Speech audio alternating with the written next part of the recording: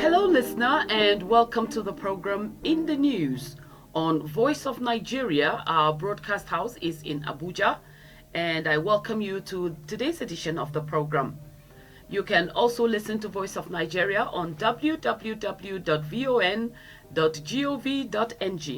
You can find us on Facebook. Just click on Von Newscast, and you'll get to listen to this edition and other editions of In the News. We are also on TuneIn Radio or Radio Garden, which you can find in the Play Store, and just click on and listen to the program. On In the News today, we're taking a look at peace and conflict resolution.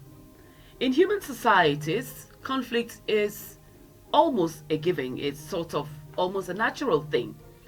But the issue of resolution and reconciling and then moving on from whatever conflict a community or people have had to a place of peace, understanding, strength, and development are also very critical to their growth and to their development.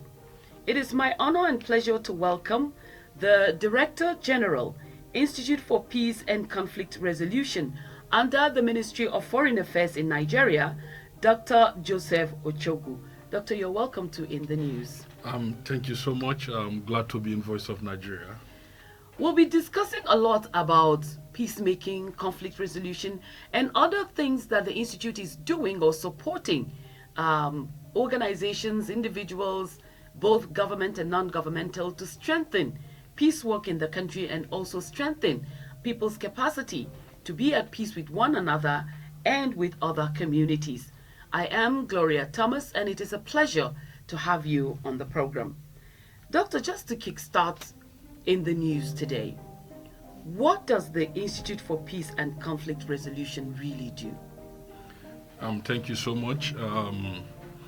It's important to state that the Institute for Peace and Conflict Resolution is a federal government lead agency for conflict prevention, conflict management, and conflict resolution in a non-violent way. Because we need to qualify that. Our own approach is, how do you resolve conflict in a non-violent way?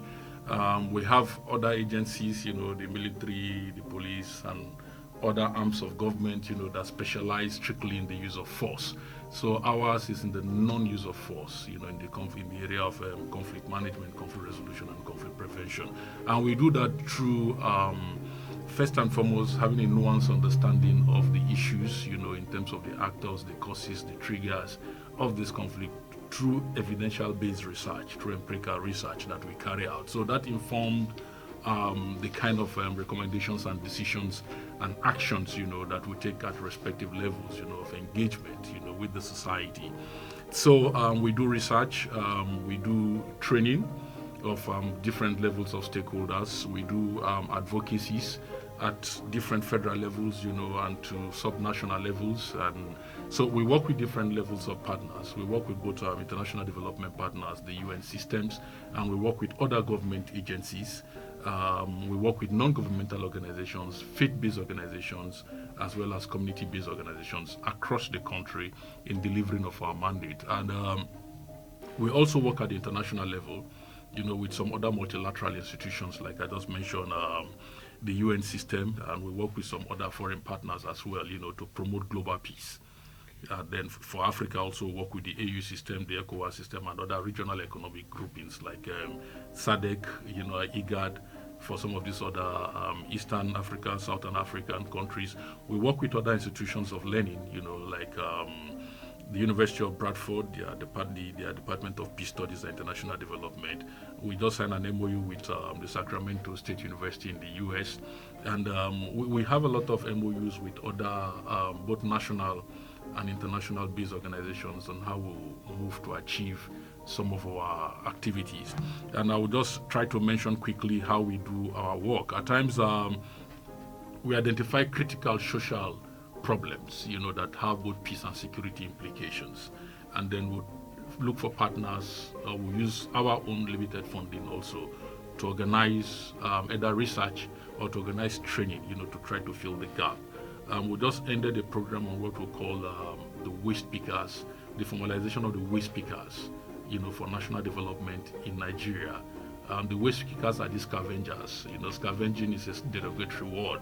So what we did was to look at that as a very serious social problem that has both peace, security implications, and the well-being, of Nigerians. And then we undertook a research in that particular area. And we did field interviews, and I, as the chief executive of the institute, also led that research. And I was in Olusoshun dump, Jota, which is the largest dump site, in Africa. That's in Lagos. That is in Lagos, yes. And then met with even the Lagos State Waste Management Disposal people, in their office, and then had a lot of interviews, even with the waste pickers, the scavengers on the ground and all that. And of course, some of our very great finding is the fact that they contribute, no doubt, to our growth in terms of they pick your waste, and then they try to recycle, either through paper, plastic, as well as the iron component of it also and all that. But again, this group of people they are stigmatized, criminalized, and of course stereotyped. So, and then our findings also show that majority of these waste pickers are not even included in terms of social inclusion. So they don't have access to the National Health Insurance Scheme. Majority of them don't have any national identity management systems, and all that. So our research picked all that up. So and they're like off the grid, sort of. They are actually, majority of them are actually off the grid, which creates a lot of problems. So our researchers found that out. And because waste picking is a multi-sectoral activity, we in the Institute, under the Ministry of Foreign Affairs, have led this particular research, and we are scaling it up, through our Honorable Minister, the Minister of Foreign Affairs, to the Federal Executive Council, and then for Mr. President and the Council to take a decision on what we call the formalization of the waste pickers. Because just give me a minute. Yeah. I can hear a holdback. Okay, please go. So, like I said, we're trying to take that memo, to scale it up to that level where there will be a national policy on waste pickers, to ensure that these people are formalized, we can identify them, we can trace them, we can cluster them, to ensure that they really serve us for the purpose for which they are serving us, not the criminal component of it. And then we're able to trace them wherever they are and all that. I was in the village for Christmas, and one of these waste pickers was referred. He said he's the chairman of the waste pickers within that location, and that you cannot be a waste picker without an ID card. That's what he said. So what you are doing, I think some people at the local level are also thinking of avoiding this criminality that has been attached to these people. With the FCT now even saying they are now the ones destroying manholes and so on and so forth. So identifying them will help to also bring some kind of peace within communities. Else the next thing, they may be lynched, they may be assaulted because of this. But then let's look at Nigeria as a country and the institute and the conflict we've had in all parts of Nigeria. How is the institute helping to strengthen capacity of people to be at peace, to understand each other and live peacefully with one another? That's right. In the southwest, northwest, northeast, everywhere, north central. Yeah, what I call it the liberalization and the proliferation of conflicts, across the nooks and crannies of Nigeria and all that. And there is a reason why that is so. But I'll just try to get to the point on what the institute is doing, to try to address some of these internal conflict challenges, within the country. The institute, I'll start with the Niger Delta, which came up as at 1999 during the advent of the democratic experience that we have. There is no doubt, that the long years, of military rule in Nigeria, what it did was to actually suppress the ability of individual Nigerians to have expression. So with democracy, what we experienced was like a bottled up box, opened up suddenly, and then you find these expressions from everybody, this agitation. Agitation from youths, agitation from women, agitation from every nooks and crannies of the society, because for over the years, military rule have suppressed that capacity of individual Nigerians to find expression. So they suddenly find expression. And it is sad also that the expressions that most people find took a violent dimension, because in terms of the socialization, in terms of peaceful expression or peaceful protest was lacking.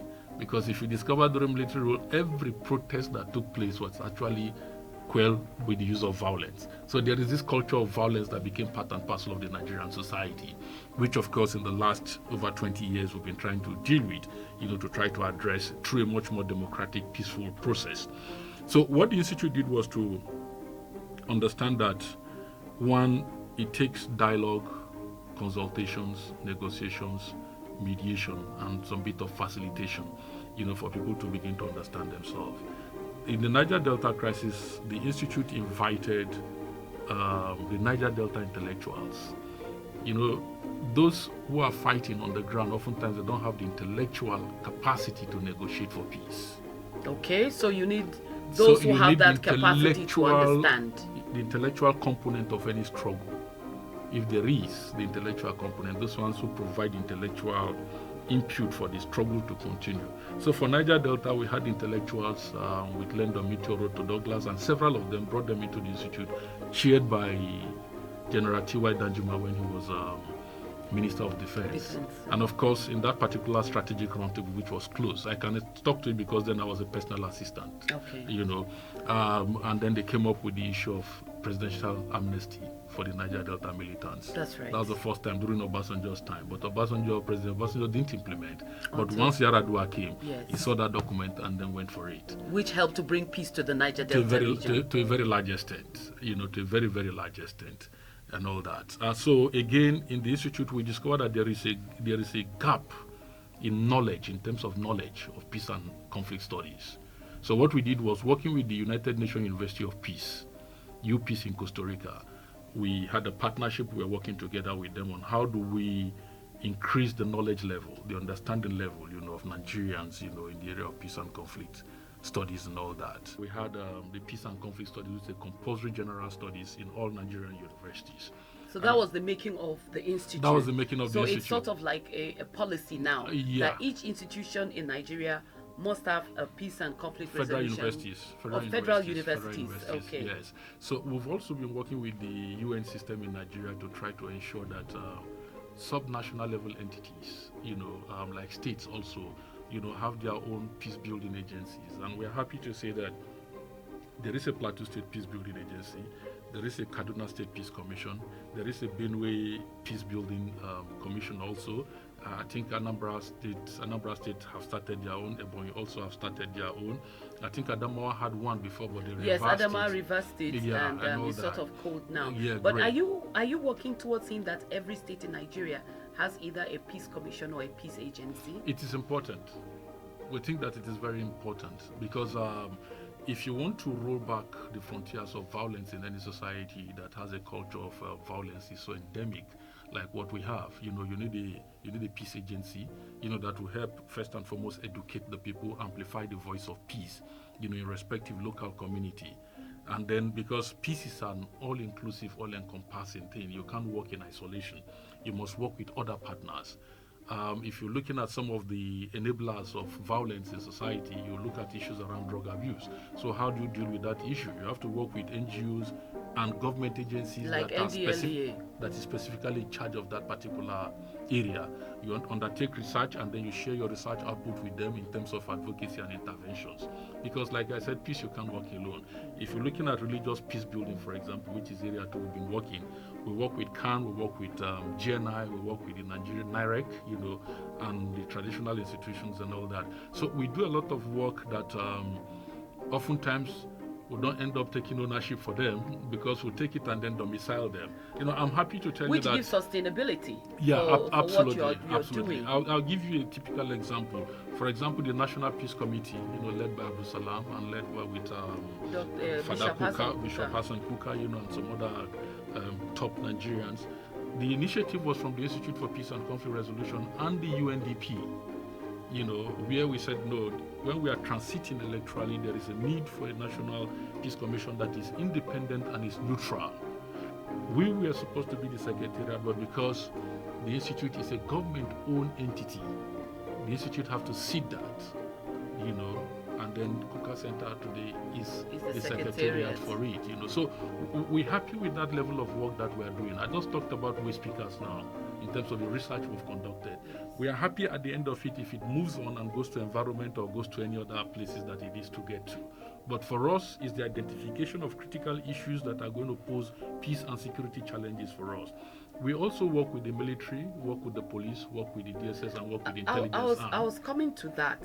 Now, in Nigeria, we've been dealing with the Boko Haram crisis in the northeast. Absolutely. We've been dealing with the farmer-herder conflict in the middle belt. And now we're moving to the southwest with the issue of Lakorawa. Yeah, northwest. These are, they call them maybe terrorist organizations, hardliner organizations. Are you working with these groups? As you're working with the military, you're working with the civilian authorities. These are the people that are bringing the fight to the people. How do they fall into your mix or as an institution? What we do at that level is to try to have a bit of understanding of the issues and why this persists. So we have what we call our early warning system, where we track events. You know, we track issues, we track incidences, you know, and then report the likelihood of some of them escalating into violence. So in terms of working with armed non-state actors, we don't have that capacity to work with armed non-state actors, because armed non-state actors are not rational actors. I won't go to where I'll be kidnapped and ransom being demanded. No, even when I train people. And you are kidnappable. No, and when I train people, I tell them you have to be alive first and foremost. If you're a firefighter, you have to stay out of fire to quench the fire. If you're an emergency responder, you have to be safe first to be able to respond. So I will not say because I'm a peacemaker, you know, and then take myself into the den of these violent people, you know, who are drug addicted and all that. And the reason why it's so is that there are state apparatuses to take care of some of these things. You know, the state oftentimes has the monopoly for the management of the use of violence. So once you find people who are violence prone, oftentimes, I tell people stay off and allow the relevant agency that has the relevant capacity to suppress that violence and create an entry point for you before you can come for issues, talk about issues around negotiation, understanding, you know, and all that, and facilitating the processes of peace. Otherwise, you as a peacemaker first, you'll be taken out. That is why we have the police at that level, you know, of management of the use of violence. We have the DSS, we have the military, and the military will have all levels of those military. So people will say, why is this thing persisting? You know, why is it not giving way? And I tell people that because they are largely our citizens. The Nigerian military has the capacity to overrun and overwhelm these entities in good time. But we are like brothers. So it's like this brother is misbehaving. So do you clear him out, you know, completely? So the military have that capacity. And let's make I understand very well that there is the military capacity to deal with this issue decisively if the political lead is there, you know, for them to do. And you can see the drastic reduction in the last 18 months in terms of issues around these non-state violent actors. Now you can travel to Kaduna, with ease and all that. The Lakorawa issue, you can see the way how they've been dealt with, and then you can see the international dimension, you know, of it, to see why one of our neighboring states is shouting that they are sabotaging. No, it's not about sabotaging. Nigeria is a democratic entity, and we are engaging even at the multilateral front to deal with these issues, because some of these issues also, they have a global dimension. Now Syria is embroiled. There are hubs also in Sudan. So there is a global geopolitical dimensions and tensions, you know, around the use of violence and how different groups want to assert their influence internationally and all that. So Nigeria is not an isolation. Nigeria is not an isolation. I'll come back to that. Dear listener, you are on to In the News from Voice of Nigeria. We're broadcasting from Abuja. And I have with me Dr. Joseph Ochogwu, Director-General, Chief Executive Officer, Institute for Peace and Conflict Resolution, Ministry of Foreign Affairs here in Nigeria, and we're discussing what the Institute is doing to help in sustaining peace and dealing with violent and also sometimes not violent conflicts that erupt across our country, and how they are dealing multinationally also with organizations globally to help in sustaining peace, because Nigeria is not an isolated country and we cannot function in isolation. Now, Dr. Ochogwu, our president is the chairman of the ECOWAS, now, and we know what is happening within ECOWAS. 3 countries have decided to walk away and then form their own alliance. And how is the Institute helping ECOWAS? You mentioned working with institutions such as ECOWAS and IGAD and so on and so forth. In this matter, how are you helping ECOWAS and the president?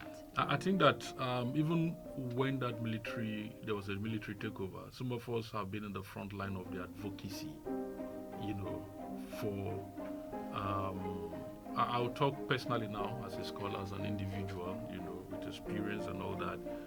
No to military rule, no to military regime. I know that democracy is not a perfect human system, but is the most acceptable and the most conducive process of governance. Recall that in this interview I had mentioned that for years Nigeria have gone through military rule and individual expressions were bottled up, and with democracy that expression came out. Under military rule you can't express. Some of the things I'm saying here right now, even under military rule, I won't be able to say it.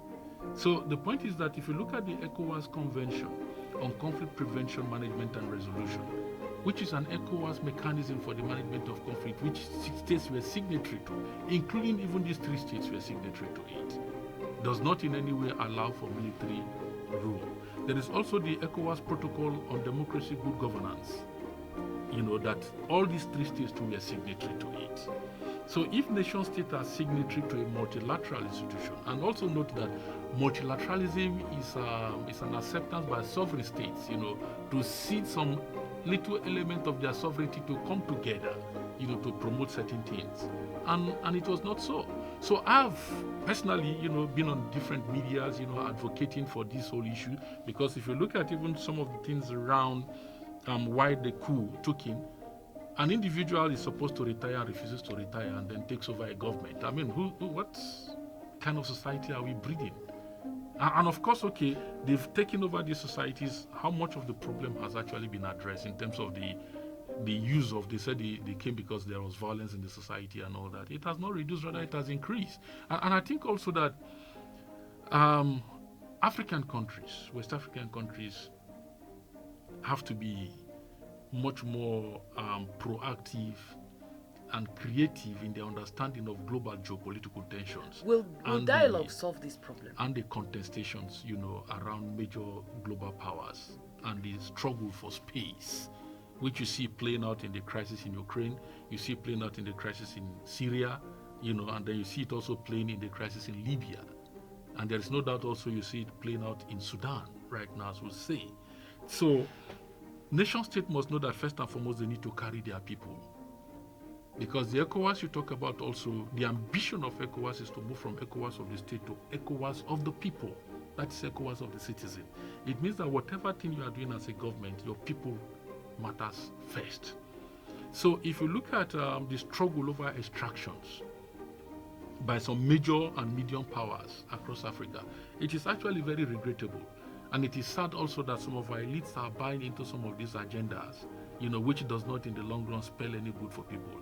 I think that democracy remains, the best form of government that any nation state that want to find its way out of crisis, will have to do. So we work and amplify these voices with our other partners. In the Institute, we had the ECOWAS Commissioner for Political Affairs,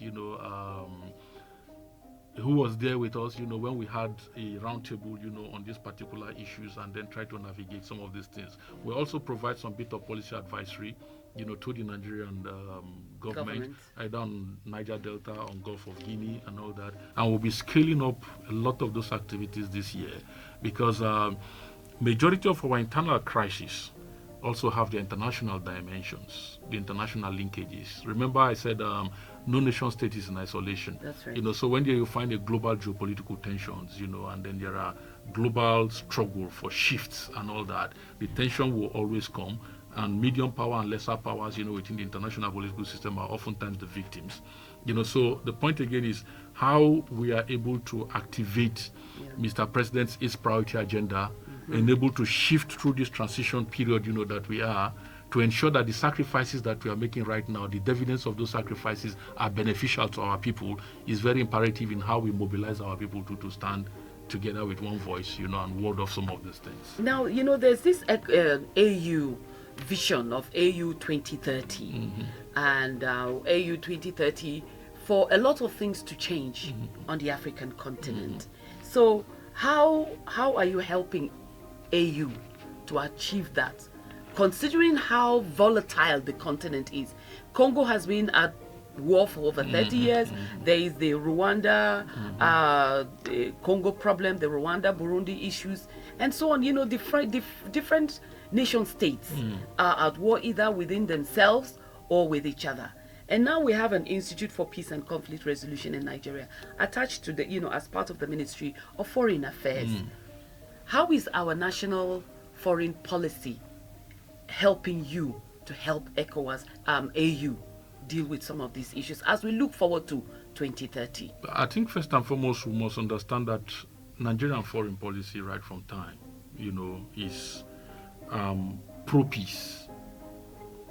Fundamentally, Nigerian foreign policy is pro-peace. What I mean by pro-peace is that it supports peace in whatever form, at the national, regional level, continental level, and globally.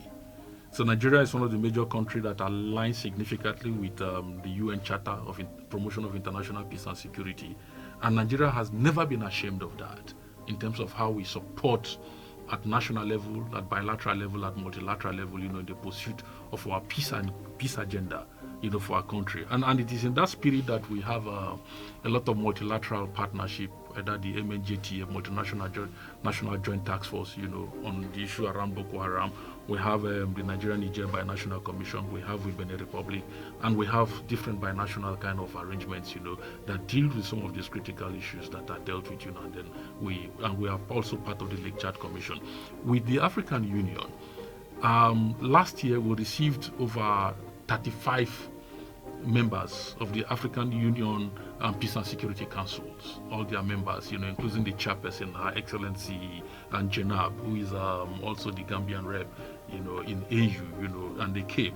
And of course, we had a lot of discussions on how do you begin to domesticate or bring down some of these global agendas, right down UN agenda, to the people, right down to the people, and all that. And that is very key because whatever vision and aspirations that you have, the people must be at the front line of some of these things. So, and that is why I mentioned that we work with community-based organizations, and NGOs to teach them some of these things. At times some of the concepts are high-sounding, falutin concepts. So we try to unpack them, make people relate with them easily. And that is why, for some of us, we operate a very open door policies with people who have ideas on the ground to have a conversation, and then from there we design programs, and then try to implement those programs to those people, because that is the only way, including issues around the sustainable development goals, that we all have.